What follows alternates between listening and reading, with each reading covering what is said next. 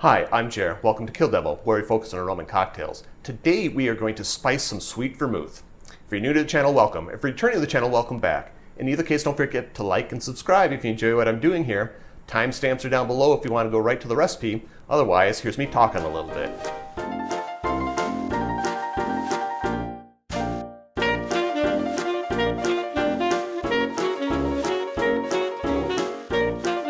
I don't normally spice sweet vermouth. It's an ingredient I use in a couple of cocktails, but I don't know if it's something people drink on their own. The recipe we're going to be using to spice the vermouth comes from the 12-bottle bar by David Solmonson and Lesley Solmonson. And the reason I'm making it is because it's an ingredient in one of the cocktails in this book, which we're going to do in a different video. Spicing vermouth is not something I do a lot of. To me, spiced vermouth is an ingredient in a cocktail. It's not something you drink on its own. I've never tried it on its own. I mean, just sitting down and drinking it. Maybe I'll do that later on. If I do, I'll let you know how it goes. This recipe is actually very simple. We're going to have 2 spices and 1 vermouth. And the 2 spices are cinnamon sticks. So I'm going to take 2 of those and put them in my skillet, sometimes referred to as a frying pan, and a small handful of cardamom pods. Let's see if I can get this open. And I don't know how many small handful is. My hands are kind of small, so I just kind of went with a handful. I'm just going to dump them in there like that. And this is kind of what they look like if you can see that. Oh, nope, you have to go to work too. All right, what I'm going to do is I'm going to fry this on the stovetop for about 2 minutes on a low heat. I'm not going to show you this. Just make sure they don't burn. What we're trying to do is awaken the fragrance and the oils in the spices so that they infuse better into the vermouth. So I'll see you in just a moment. Okay, the spices have been warmed, so I'm going to put them into a glass container. I've got a mason jar here. Let's see if I can do this without burning myself. Oh, it's okay. They're warm, not hot. Don't try, well, try this at home. Just be careful. Okay, I set that aside.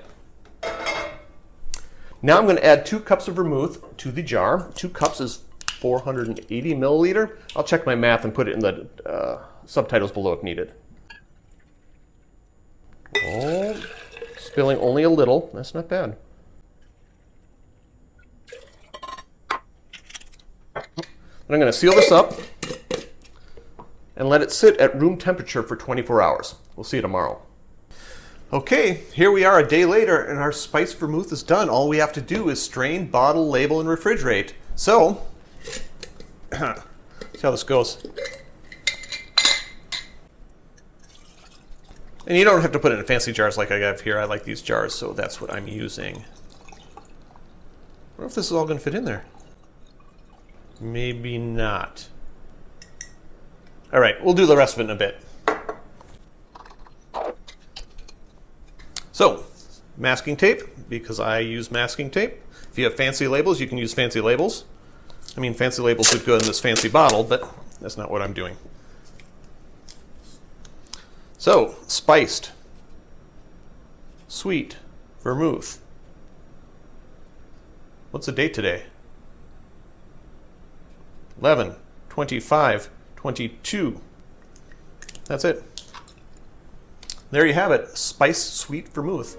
Enjoy.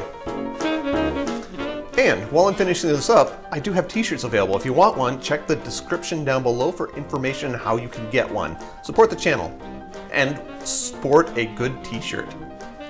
Take care.